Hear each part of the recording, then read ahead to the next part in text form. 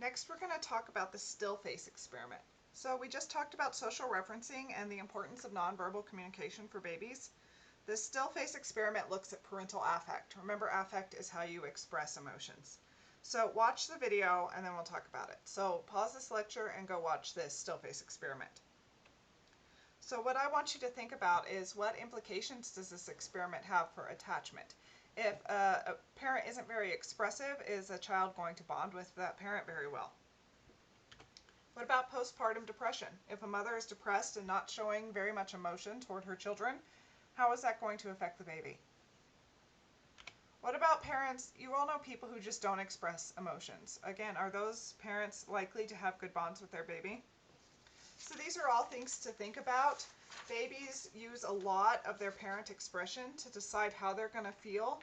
Being able to engage with their parents emotionally really helps with bonding. So if you have a parent that's not showing emotion to the baby and not engaging the baby in a non-verbal manner, that baby's going to have a really hard time with it. So the infant sense of self. So self-concept. This is the understanding of yourself as your own person. So again, before 5 months, an infant doesn't really realize he's separate from his mother.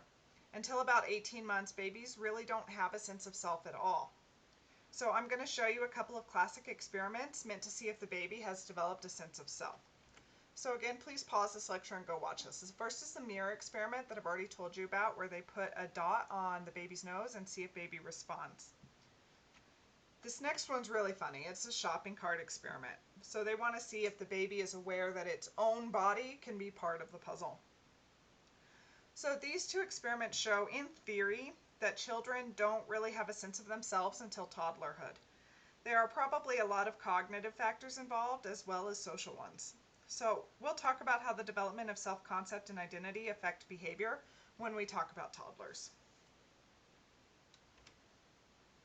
Gender differences. Gender differences are a passion of mine, so we'll talk about them a lot in all of the stages. Do they start in babies? What do you think? Are baby boys and baby girls different from each other? Well, research has shown that baby boys and baby girls are actually quite similar in social behavior. They don't show a lot of differences. They interact with adults in pretty much the same way, smiling, crying, gesturing, etc. So if the babies are different, where do gender differences come from? If they have similar social behavior, then maybe they're not so different after all. So where do those differences come from? Well, they come from the adults. So adults behave differently based on if the baby is perceived to be a boy or a girl. Adults tend to talk to baby girls more, so baby girls hear more words. Parents are more likely to play rough with baby boys than girls. They smile more at daughters, they're more emotionally expressive, and they focus more on feelings when talking to girls. Fathers tend to be more permissive with girls, and mothers are more permissive with boys. Clothing. From birth, or even before, think about gender reveal parties and baby showers. Adults dress babies differently based on gender. Can clothing choice make a difference in how the baby is treated? Changing the baby's clothes to make girls look like boys and vice versa changes the way strangers interact with them. They've had a lot of studies where they just put a baby girl in boys' clothes and a baby boy in girls' clothes, and they see how adults interact with them. So they look at the adjectives used to describe the baby and the tone of voice the adult uses. And I want you to pay attention in the future to how adults greet a baby girl versus a baby boy and see if you can see these differences. So when adults look at a baby girl, they tend to use more words like, oh, look how pretty, or how sweet, or how delicate. Whereas a boy, they'll say, look how strong, look how handsome, look how big he is. And they'll use different tones of voice, they'll use different words. For girls, they'll say something like, I like your dress, or your hair is cute, I like your shoes. They really focus on what the girl is wearing and what she looks like. So, can clothing influence how the baby can play? Is there some clothes that if you put on a baby, they can't crawl and move and play as well as they could in other clothes? So can the way we dress baby girls and baby boys change the way they play? Well, what about toys? Most people offer girls toys like dolls. They give boys balls, like a football. Parents show negative reactions when children play with the wrong toys. Fathers are even worse about this than mothers. When they see a boy playing with a doll, they get really upset. Adults participate in more interpersonal and nurture play with girls. In studies where the gender of babies was disguised, the baby behavior was not different, but the adult behavior was. Adults treat baby boys and baby girls differently. So how does toy choice and play style influence social emotional development? Think about it. Are the toys we're giving children to play with changing the way they relate socially and emotionally to the world? Well, if we use more toys and games that encourage language interaction with girls, then of course they're going to develop better language and social skills.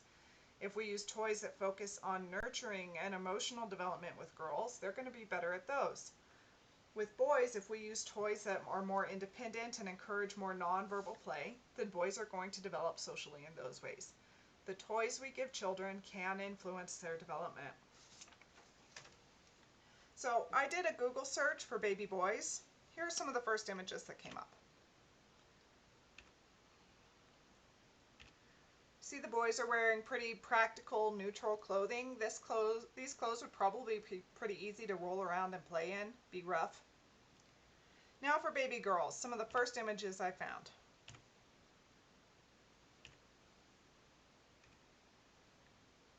So what differences do you see? What ideas do these differences convey about children and convey about genders? Do adults have different expectations for baby boys and baby girls? Can baby girls play in the cute frilly clothes that adults usually put them in? Now, granted, these pictures I'm showing you were probably done just for the photograph. I doubt that that baby girl is given the giant frilly tutu to play in on a daily basis, but these pictures should still show you the different views we have about girls and boys from the moment they are born. A student found these for me. What do you think of that? This image still outrages me every time I see it. What message are we sending little girls and little boys about who we expect them to be?